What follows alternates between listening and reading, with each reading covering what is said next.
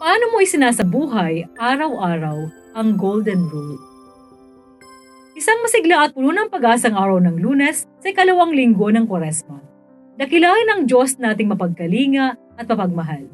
Isang mainit na pagbati po ng happy birthday sa lahat na nagdiriwang ng kaarawan ngayon at sa buong linggong ito.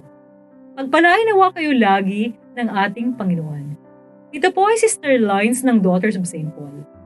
Ngayong panahon ng Kwaresma, patuloy tayong tinuturuan ng Panginoon kung paano tayo magiging banal. Ito ang nilalaman ng ating mabuting balita ngayon.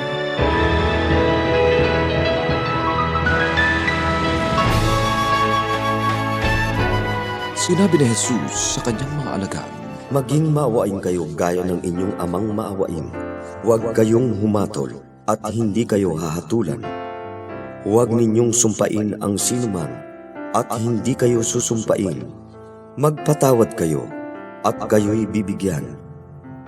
Isang saganang takal, siksik, liglig at umaapaw ang ibubuhos nila sa inyong kandungan, sapagkat susukatin kayo sa sukatang ginagamit ninyo.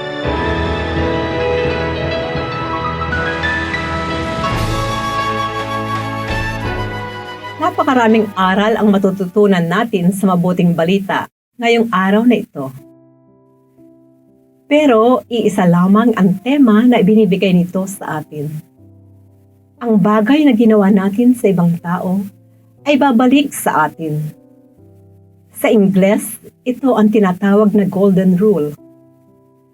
Do to others what you want them do to you. Ang ibig sabihin, anumang mabuting bagay na ginawa natin sa iba ay magbubunga din ng maganda sa ating buhay.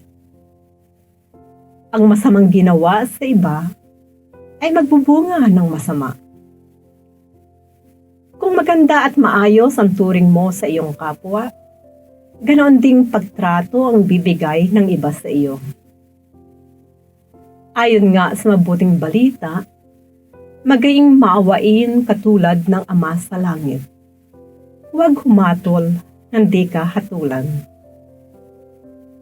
Mga kapanalig, sa panahong ito ng Kwaresma, inaanyayahan tayong suriin ang ating sarili, ang ating puso at isipan.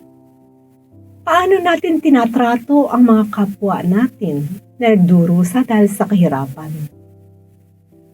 Bukas ba ang ating puso na tulungan ang mga lumalapit sa atin na humingi ng tulong at awa? At kung ang isang taong malapit sa atin, mahal sa buhay o kaibigan, ay nagawan tayo ng masama, handa ba tayo magpatawad at unawain siya? Alam ko, hindi madaling gawin ito. Kailangan natin ang grasya ng Diyos para magkaroon tayo ng sapat na lakas na magpatawad at yakapin muli ang taong nagkasala sa atin. Alalahanin natin ang kasabihang to forgive is divine. Totoo, dahil nakakapagpatawad lamang tayo, hindi dahil sa ating kakayahan, kundi dahil sa pamamagitan ng grasya ng Diyos. Sa panahong ito ng Kwaresma, buksan natin ang ating puso sa paanyaya na magmahal, lalo na sa mga taong mahirap mahalin. Magpatawad sa mga humihingi nito. At sikaping makita ang mukha ni Jesus sa bawat isa. Amen. Mga kapanalig, support Pauline's online ministry. Subscribe, like, and follow us on Facebook, YouTube, Instagram, Twitter, TikTok, Spotify, Google, and Apple Podcast. Maraming salamat po. At sa lahat na nag-message sa amin na humihingi ng panalangin para sa iba't ibang intensyon.